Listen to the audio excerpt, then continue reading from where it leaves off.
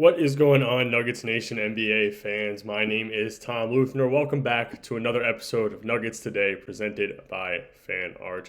If you're new, make sure to hit that like and subscribe button. If you're, returning, welcome back. Thank you guys for checking out the episode.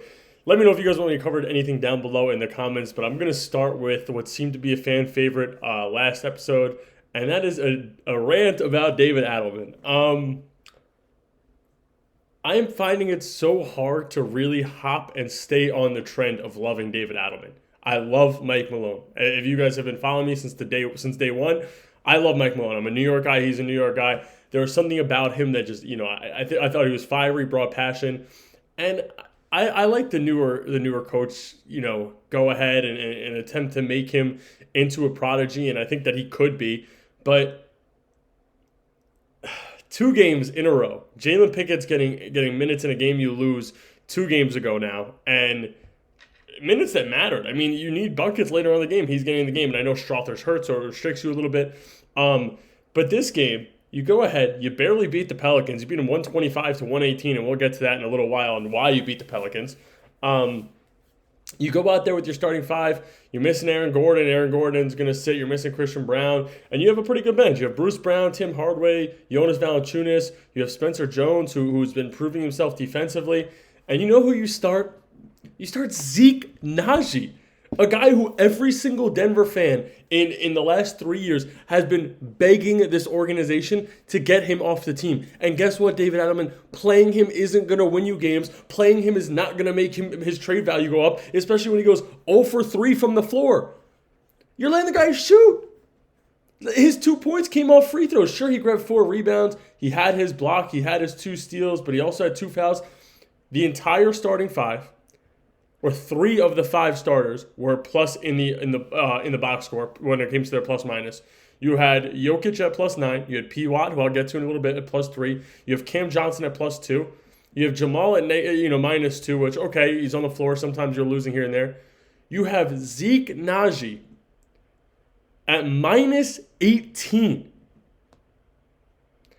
He was the only person on the Nuggets outside of Jamal who had a minus in the plus box, or minus in the plus minus in the box score, and Jamal's was -2, -18 points. He is the biggest liability I've ever watched in my entire life outside of Jalen Pickett.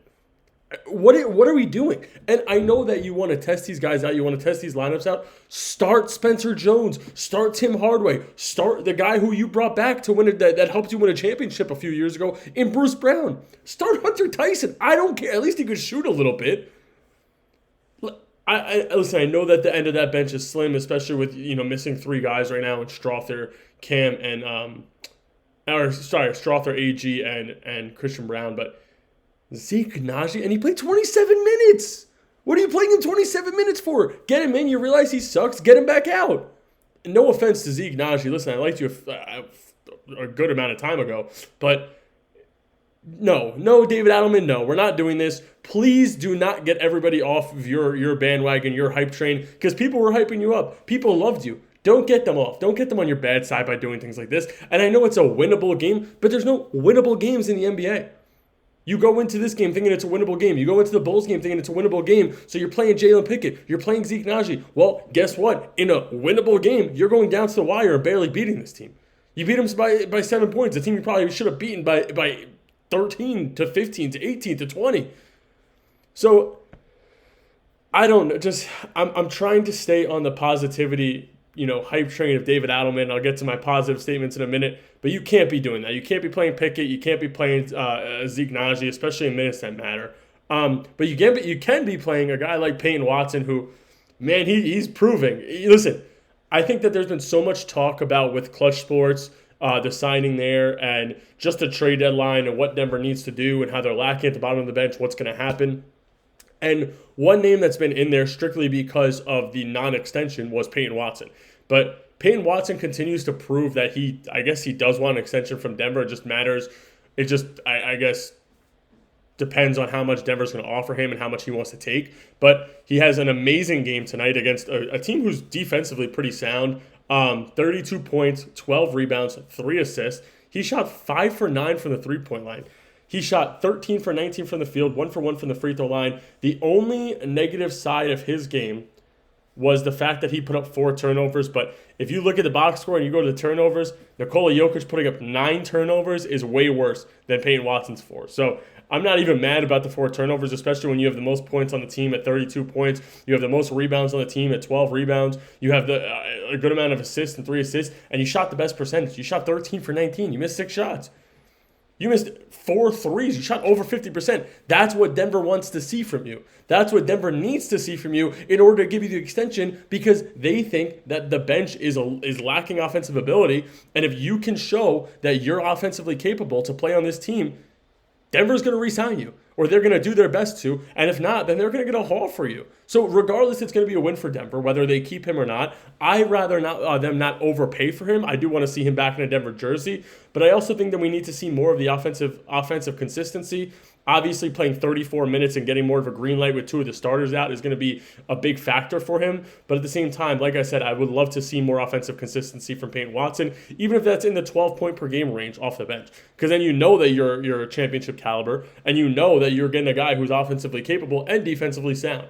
Talking about a guy who's defensively sound, I want to get into a guy who I think Denver should call up for the remainder of the season if they have a roster spot open, and that is Spencer Jones. He's proven himself. He is a defensive monster. This guy has so much energy and so much passion on the floor. He didn't score tonight. And I will always say, when Spencer Jones gets in the game, his 0-0-2 on the box score is fantastic because he is a feisty guy. He's +6 on the box score, and he didn't score. He just got 2 assists. So that means that his 2 assists led to them being up by 4 more points than they would have if he wasn't in the game. So I love Spencer Jones. I think that, like I said, he is a fierce, feisty competitor. He is a guy who I think deserves to be on this roster. And you know what? Like I always say, you need somebody to throw on Shea and get in his head. You need somebody to throw on Curry. You need somebody to throw on Luka. Go ahead and put Spencer Jones on them. And then when he's done, you put Peyton Watson on them. And then when he's done, you put Bruce Brown on them. You have the perfect opportunity of a 3-headed dragon on the defensive side of the court, and you have to make sure that somehow this guy is either on the playoff roster or helping you clinch whatever spot you want to clinch when it comes playoff time, because he deserves to be in that spot in a big moment, especially on this Denver Nuggets team. The only guy who I was, besides Trey Murphy, who I was super impressed with on the Pelicans, is a player by the name, young guy, named Derek Queen. Zion had a pretty decent game, shot 6 for 13, 14, 6, and 5. Derek Queen with 30 points, 9 rebounds, 4 assists. He went 50% from the three-point line, 2 blocks, 2 steals, 4 turnovers, 4 fouls. Perfect 0 in the plus minus in the box score, and he went 12 for 18 for the floor. He is going to be a great player in this league. Maybe not an all-star caliber player. He's going to be a very good player throughout his career. I know it's hard to say because he went up against a guy by the name of Nikola Jokic, who's not the best defender in the world, but Derek Queen is going to be a problem in this league, and it was very nice seeing what he's able to do, especially against a top-tier center.